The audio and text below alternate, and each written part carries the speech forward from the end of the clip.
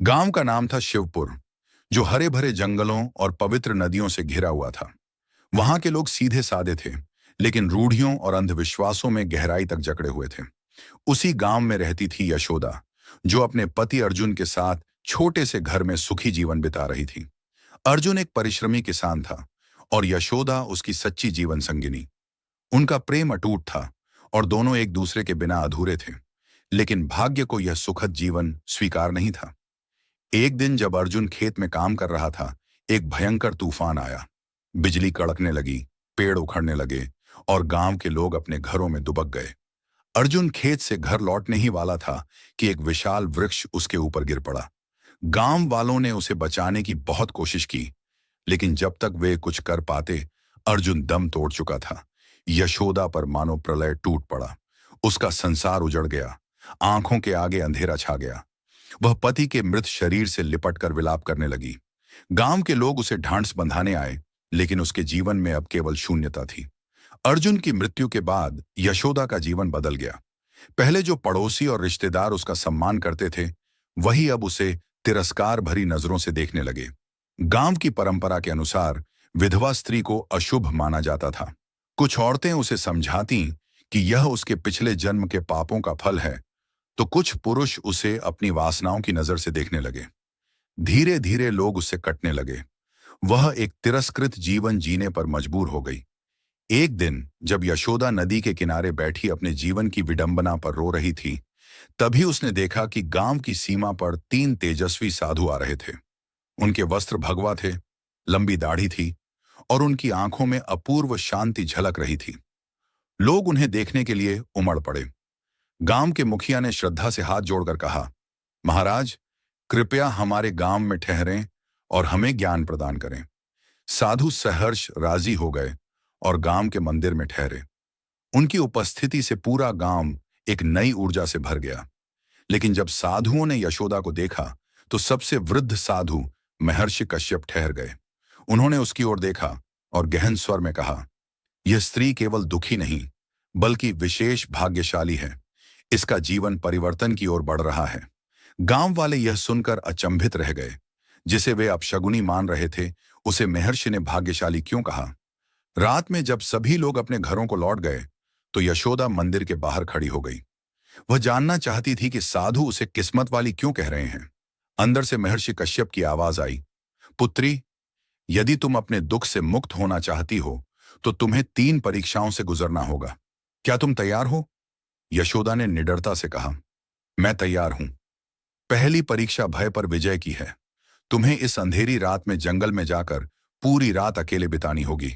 अगर तुम डर से जीत गई, तो तुम इस परीक्षा को पार कर लोगी। यशोदा का दिल जोरों से धड़कने लगा। घना जंगल, अंधेरा और अनजान खतरे। लेकिन उसने अपने भीतर के साहस को जगाया और जंगल की ओर बढ़ गई। जैसे जैसे रात बढ़ी, जंगल का वातावरण भयानक होता गया।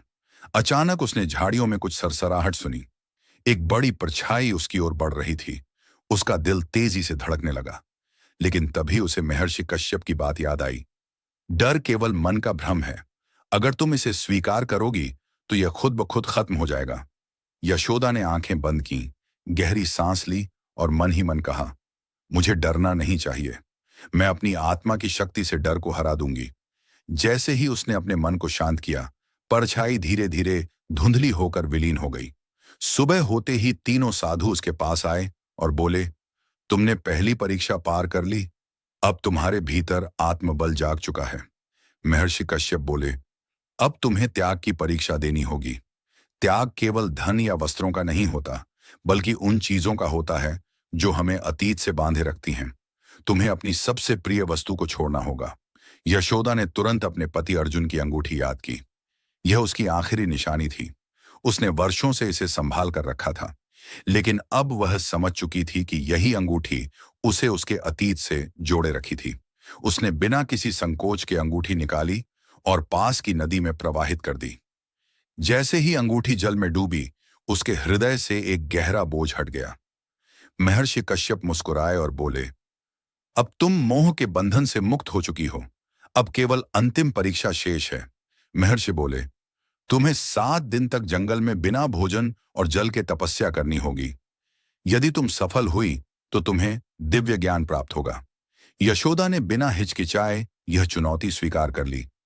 पहले दिन भूख ने उसे सताया, दूसरे दिन प्यास असहनीय हो गई, तीसरे दिन उसका शरीर थकान से टूटने लगा। लेकिन उसने हार नहीं मानी। धीरे धीरे वह ध्यान की गहराई में डूबने लगी। छठे दिन उसने महसूस किया कि अब वह सिर्फ शरीर नहीं बल्कि एक आत्मा है। सातवें दिन जैसे ही सूरज उगा, यशोदा की आत्मा प्रकाश से भर उठी। जब उसने आंखें खोलीं तो उसे अपने भीतर एक अद्भुत शक्ति महसूस हुई। महर्षि कश्यप बोले, अब तुम केवल यशोदा नहीं रही, अब तुम एक दिव्य आत्मा हो जो स्वयं अपने भाग्य की निर्माता है। जब यशोदा गांव लौटी तो लोग उसे देखकर अचंभित रह गए। उसकी आंखों में एक दिव्य तेज था, चाल में आत्मविश्वास था और मुख पर अद्भुत शांति झलक रही थी। वही लोग जो उसे तिरस्कृत करते थे अब श्रद्धा से उसके चरणों में झुक गए।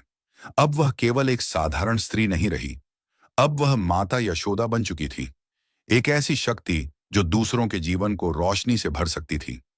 यह कहानी हमें सिखाती है कि डर, मोह और आत्म संघर्ष से ऊपर उठकर ही जो भी सच्चे हृदय से भगवान की शरण में जाएगा, वह अधर्म के प्रभाव से मुक्त रहेगा। क्योंकि चाहे कितना भी अंधकार क्यों न हो, धर्म की विजय सदैव